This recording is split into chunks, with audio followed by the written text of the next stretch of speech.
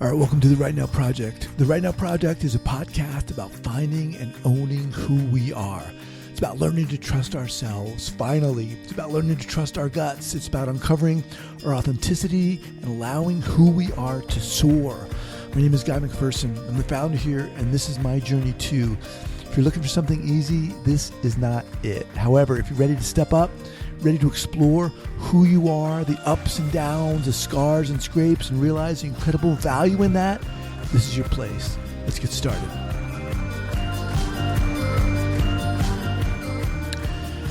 If someone came to me, a guy came to me and said, my wife just left me unexpectedly, divorced me, wants to get a divorce. You know, what would I do? What would I say to them? And I would say this. I would say, how do you feel about it? Because sometimes people are like, thank fucking God. But if this person was like, I can't believe it. This sucks. What the hell? What the fuck? I would say, I understand how you feel. This is really hard.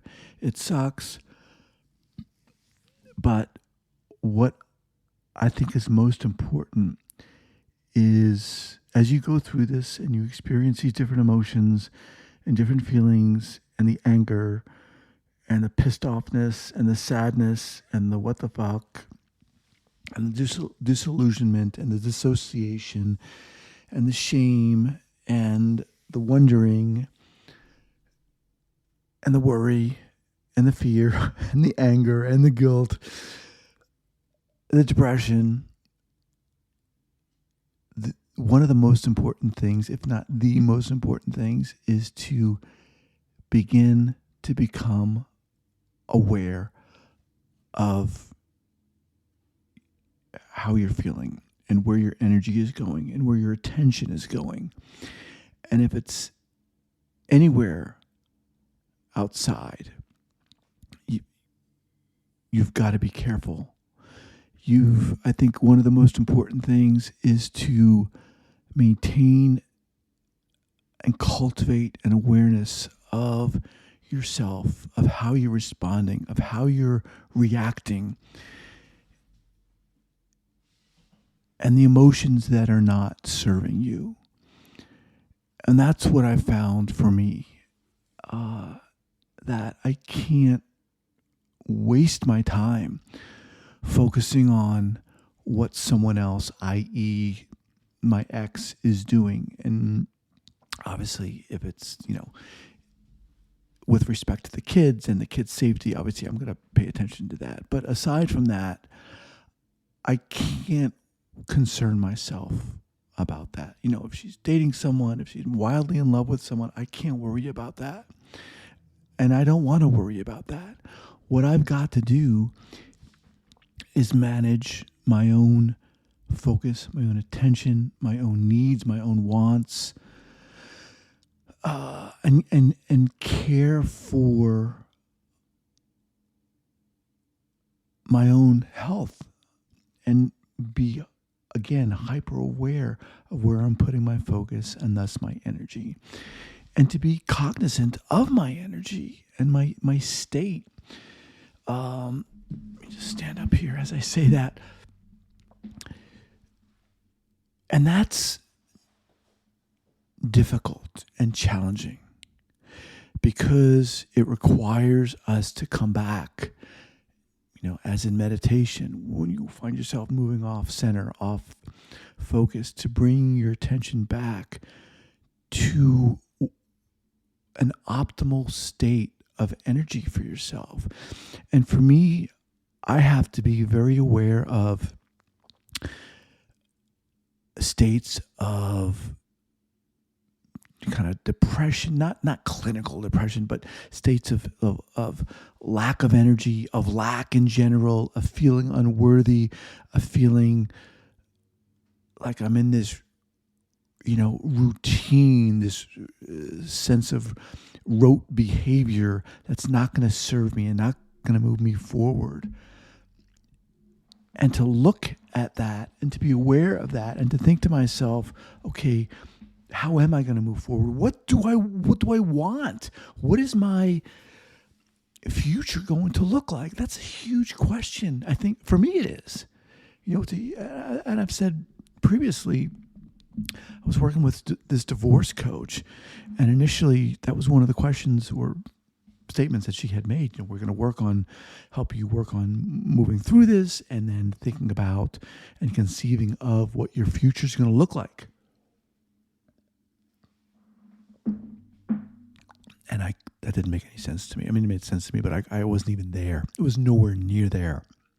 Nowhere near thinking about that. And now I am. And now I am thinking about and picturing and imagining and visualizing what my future is going to look like. Don't ask me to tell you. I mean, I don't have it all mapped out, but I'm beginning to put the pieces of the puzzle together.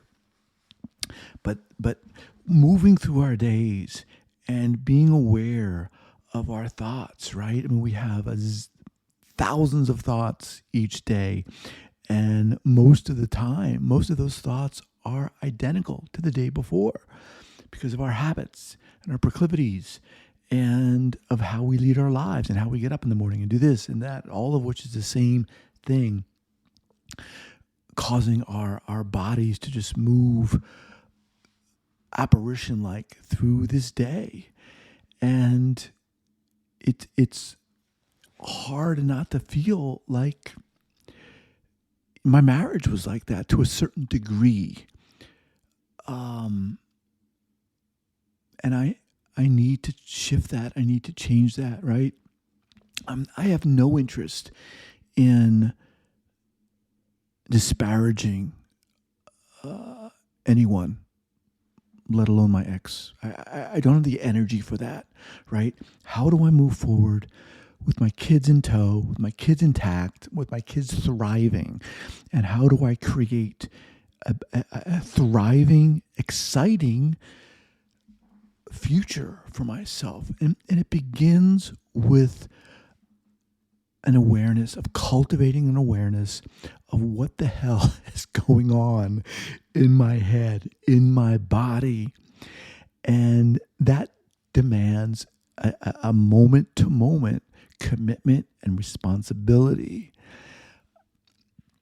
And I'm willing to do that. And that's where I'm at right now in this whole process is,